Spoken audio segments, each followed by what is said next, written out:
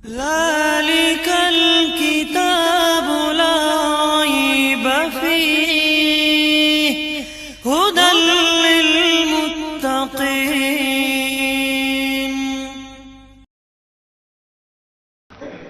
الحمد لله رب العالمين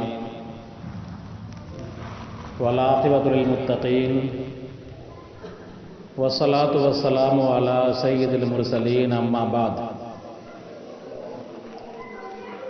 قال الله تبارك وتعالى في كلامه المجيد: أعوذ بالله من الشيطان الرجيم بسم الله الرحمن الرحيم والذين هم عن اللغو معرضون. صدق اللہ العظیم.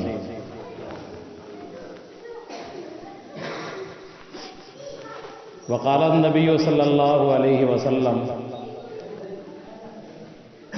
من حسن اسلام المرء ترکہ ما لا یعنیہ، او کما قال علیہ الصلاۃ والسلام.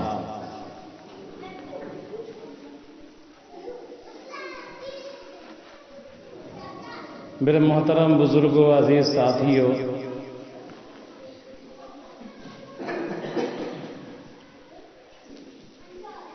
ایک لفظ بیان کیا جاتا ہے لا یعنی.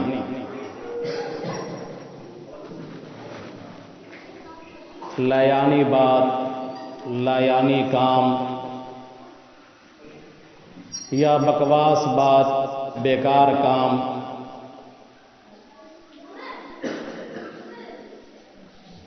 اللہ تبارک و تعالی نے ایمان والوں کی شان یہ بتائی ہے کہ وہ لا یعنی باتوں سے اور لا یعنی کاموں سے، یعنی بیکار کی باتوں سے اور بیکار کے کاموں سے اعراض کرتے ہیں، بچتے ہیں. بیکار کی بات اور بیکار کا کام ہر وہ کام یا ہر وہ بات کہلاتی ہے جس میں نہ دین کا فائدہ ہو نہ دنیا کا فائدہ ہو. ایسی چیزوں میں مشغول ہونا یہ ایمان کے لیے خطرے کی گھنٹی ہے، اور ایسی چیزوں سے اعراض کرنا کسی انسان کی خوبیوں میں سے اور اسلامی خوبیوں میں سے بڑی خوبی ہے.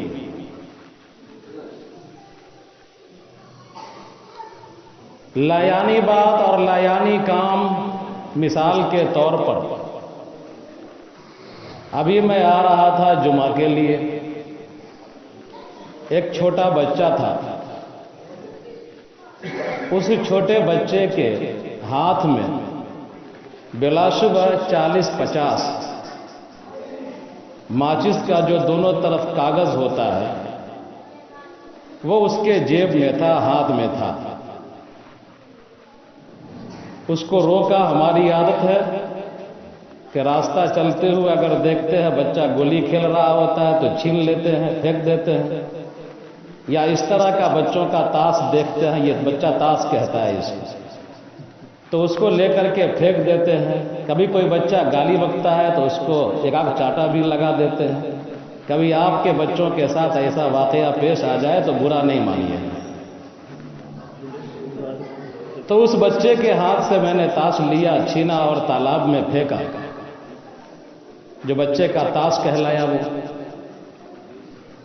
یہ لا یعنی کام ہے، لا یعنی بات ہے، اور یہیں سے یہ چیز آگے بڑھتی ہے کہ بچے کے گارجین کی یہ ذمہ داری بنتی ہے کہ بچے کا کبھی جیب چیک کر لیا کرے، بچے کا کبھی پھاڑا چیک کر لیا کرے، بچے کا کبھی پینٹ چیک کر لیا کرے.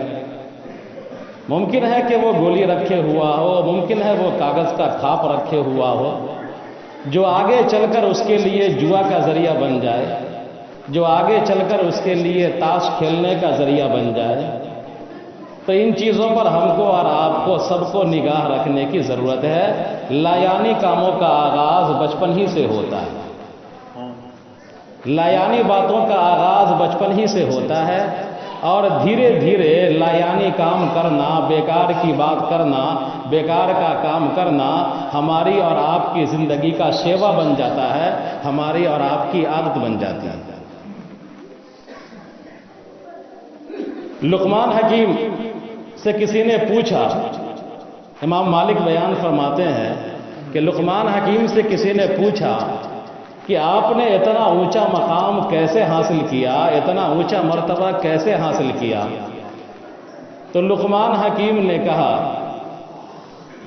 کہ میں نے امانت داری کا پورا خیال کیا، امانت والوں کی امانتیں اس کے سپرد کر دی، میں نے عمدہ اخلاق سیکھے، اور تیسری چیز جو لقمان حکیم نے کہا وہ یہی کہا کہ میں نے لایانی کاموں کو، لایانی باتوں کو، بیکار کی باتوں کو، بیکار کے کاموں کو میں نے چھوڑ دیا۔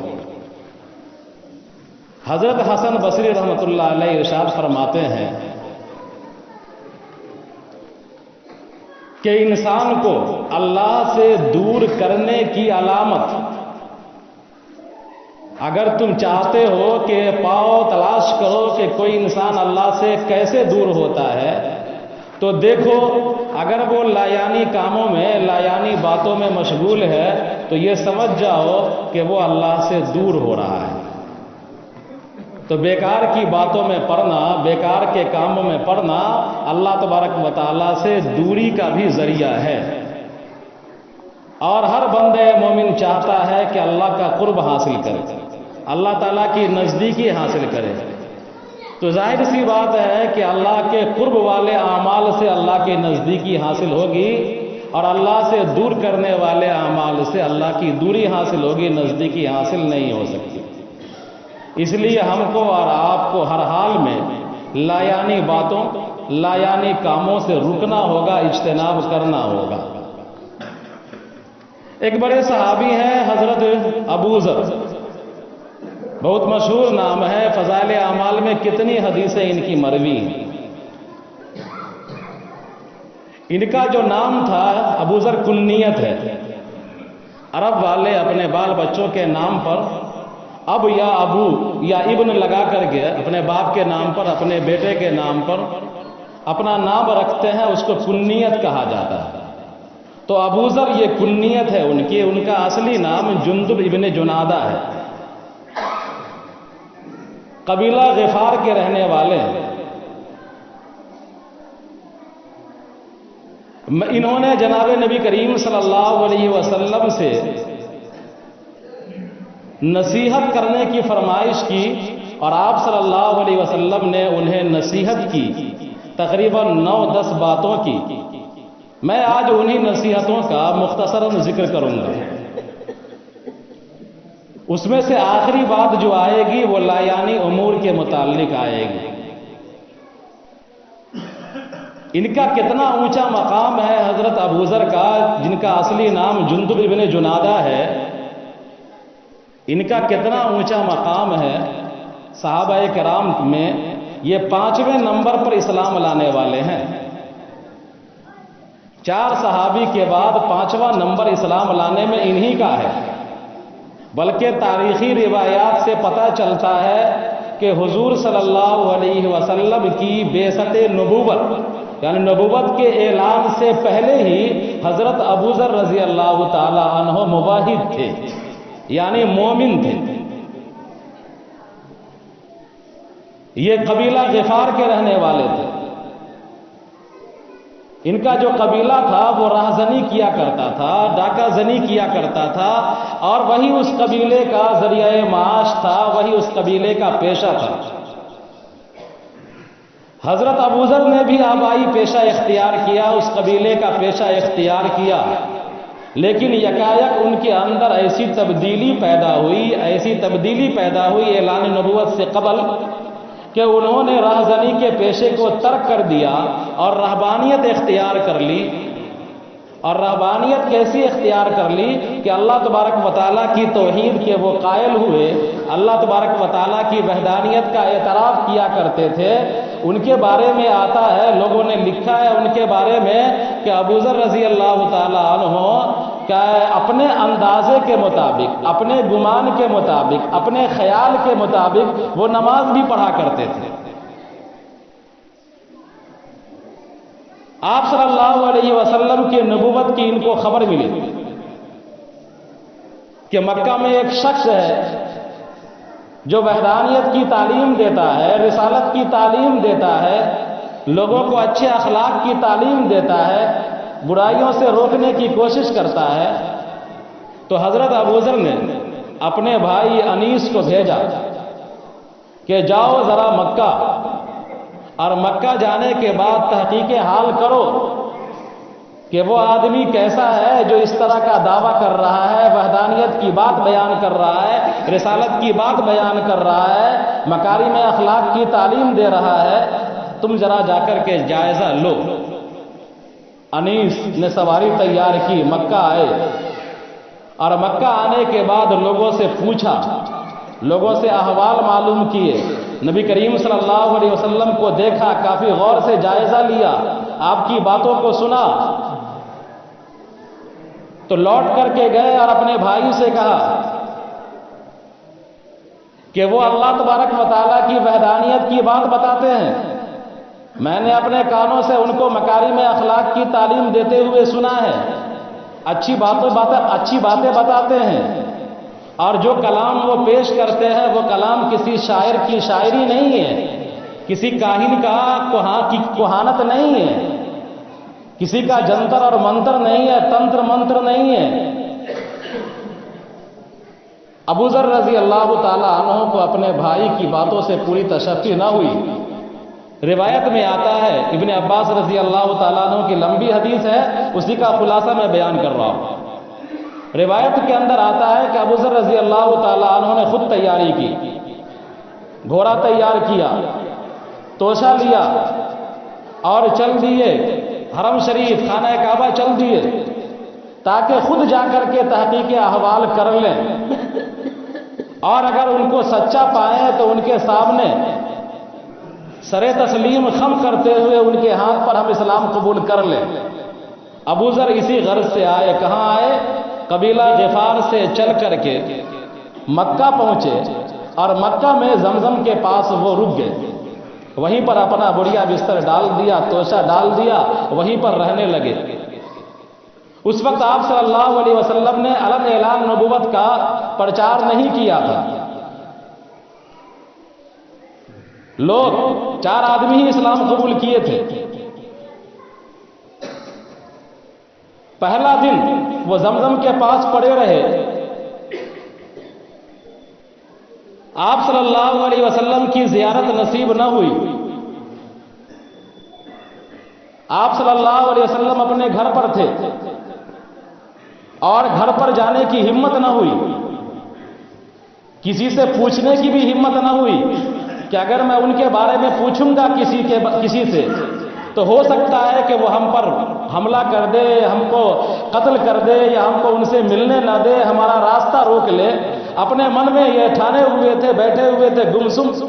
حضرت علی رضی اللہ تعالی عنہ گھر جانے لگے مسجد حرام سے، خانہ کعبہ سے۔ حضرت علی نے دیکھا کہ ایک شخص پردیسی ہے جو بیٹھا ہوا ہے زمزم کے پاس۔ حضرت علی نے پردیسی سمجھ کر اس سے کہا کہ چلیے میرے ساتھ میرے گھر رات گزار لیجئے۔ حضرت ابوذر ان کے ساتھ ہو لیے، راستے میں کوئی بات چیت نہ ہوئی۔ گھر پہنچنے کے بعد ضیافت کیا، سلایا ان کو، لیکن آنے کا مدعا اور آنے کا مقصد کچھ نہ پوچھا حضرت علی رضی اللہ تعالیٰ عنہ نے، یعنی اس موضوع پر کہ تم کیوں یہاں آئے ہوئے ہو، اس موضوع پر کوئی بات چیت نہ ہوئی۔ صبح ہوئی، حضرت ابوذر نے پھر اپنا توشہ لیا مشکیزہ پانی وغیرہ کا، اور چل دیے زمزم کے پاس، آ کر کے بیٹھ گئے خانہ کعبہ کے پاس۔ روایت کے اندر آتا ہے کہ دوسرا دن بھی یوں ہی گزرا، اور رات ہونے لگی تو حضرت علی رضی اللہ تعالیٰ عنہ پھر مسجد حرام سے گھر جا رہے تھے۔ حضرت علی نے دیکھا کہ لگ رہا ہے کہ اس پردیسی کا مقصد پورا نہیں ہوا ہے، آج قیام کرے گا، اپنے ساتھ لے کر کے چلے گئے کہ چلیے آج بھی میرے یہاں قیام کیجیے۔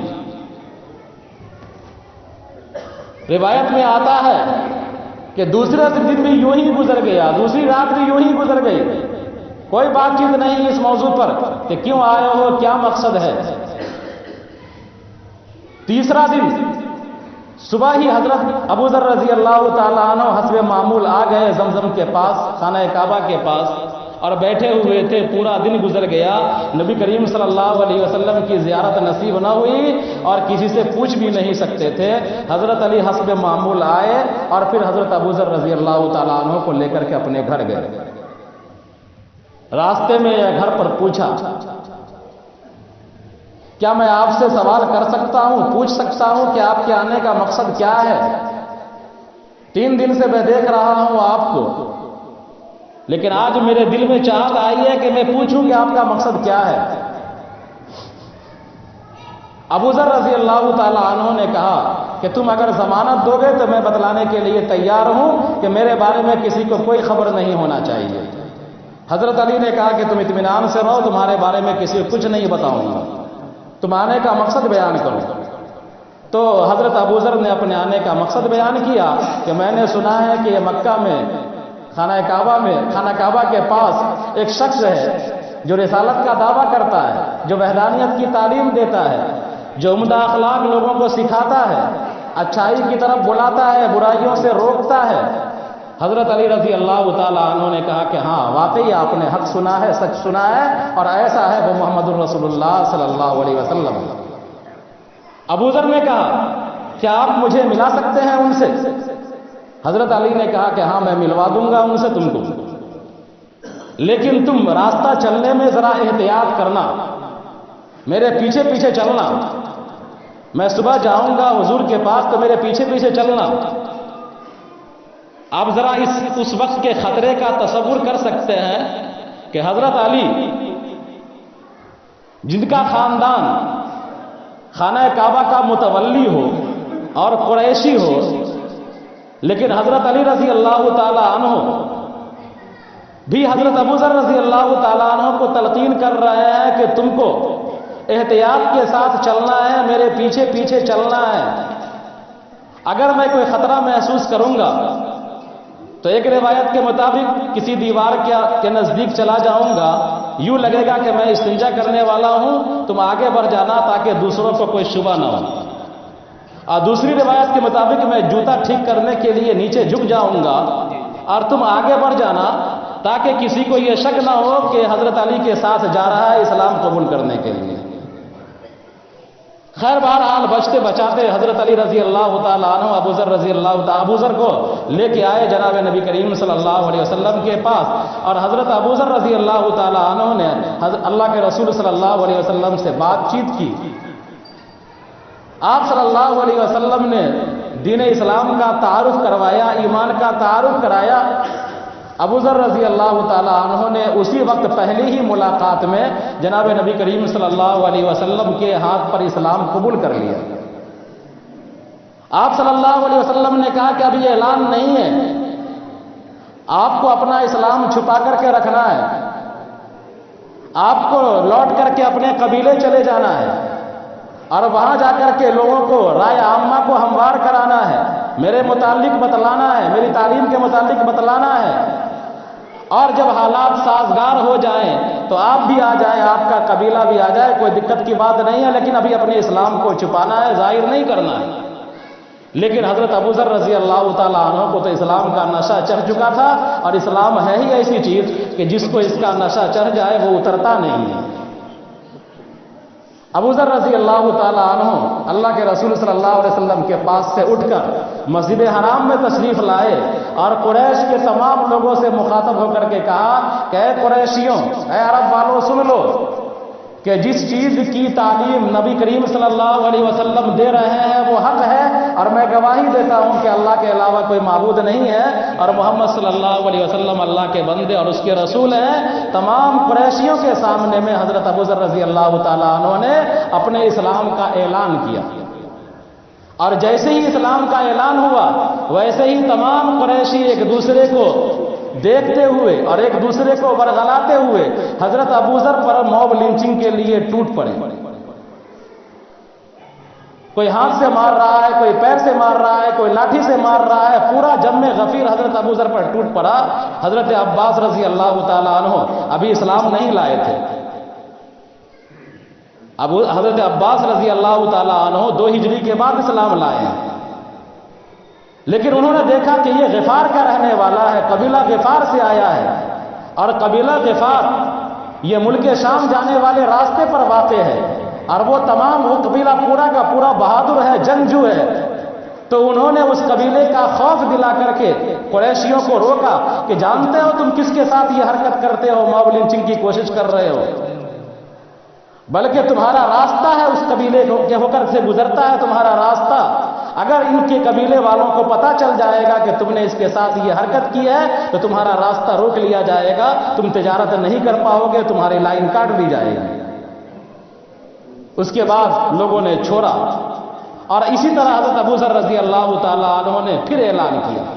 اس کے بعد آپ صلی اللہ علیہ وسلم کے حکم سے اور اصرار سے یہ اپنے قبیلے چلے گئے۔ اب اتنا اونچا صحابی جس کا مقام 5ویں نمبر کا ہے، 5ویں نمبر پر یہ اسلام قبول کیا ہے، اور اسلام قبول کرتے ہی ان پر قریشی ٹوٹ پڑے ہیں۔ انہوں نے جناب نبی کریم صلی اللہ علیہ وسلم سے فرمائش کی کہ یا رسول اللہ صلی اللہ علیہ وسلم مجھے کچھ نصیحت فرما دیجیے۔ آپ صلی اللہ علیہ وسلم نے انہیں نصیحت فرمائی 9 باتوں کی یا 10 باتوں کی۔ آپ صلی اللہ علیہ وسلم نے ارشاد فرمایا کہ اے ابو ذر، پہلی بات تو یہ ہے کہ تو اللہ سے ڈرتا رہا، اس لیے کہ اللہ کا خوف اور تقوی یہ تمہارے تمام امور کی بنیاد ہے۔ اگر تمہارے دلوں کے اندر خوف خدا نہ ہوگا، نہ تمہاری نماز صحیح ہوگی، نہ تمہارا روزہ صحیح ہوگا، نہ تمہارے عبادات صحیح ہوں گے، نہ تمہارے اعمال اور اخلاق صحیح ہوں گے، نہ تمہارا کردار صحیح ہوگا۔ تو اللہ کا خوف کرتا رہا، اللہ سے ڈرتا رہا، اس لیے کہ یہ تمہارے تمام امور کی بنیاد ہے۔ حضرت ابو ذر نے کہا کہ اللہ کے رسول صلی اللہ علیہ وسلم اور نصیحت کیجیے۔ تو آپ صلی اللہ علیہ وسلم نے کہا کہ ابو ذر اللہ تبارک و تعالیٰ کے کلام کو پڑھتا رہا، تلاوت میں کلام اللہ کرتا رہا، اور تلاوت کلام اللہ یہ اللہ کا ذکر ہے، اور سب سے بہتر ذکر قرآن کی تلاوت ہے۔ تو حضرت ابو ذر سے اللہ کے رسول صلی اللہ علیہ وسلم نے کہا کہ قرآن کی تلاوت کرتا رہا، یہ اللہ کا ذکر ہے، اور جب تو اللہ کا ذکر نیچے کرے گا تو اللہ تبارک و تعالیٰ تیرا ذکر آسمان پر کرے گا۔ خطبے کے آخر میں پڑھا جاتا ہے فَاذْكُرُونِي أَذْكُرُكُمْ، کہ اے لوگوں تم میرا ذکر کرو، میں دنیا والوں کے نزدیک تم میرا ذکر کرو، میرا نام لو، میں عرش کا مالک اللہ رب العزت میں تمہارا ذکر کروں گا ملائے اعلیٰ کے پاس، مقرب فرشتوں کے پاس۔ تو جو کوئی اللہ کا ذکر کرتا ہے، تلاوت کا اہتمام کرتا ہے، اللہ تبارک و تعالیٰ اپنے ملائکہ کے پاس، مقرب فرشتوں کے پاس اس کا ذکر کرتے ہیں۔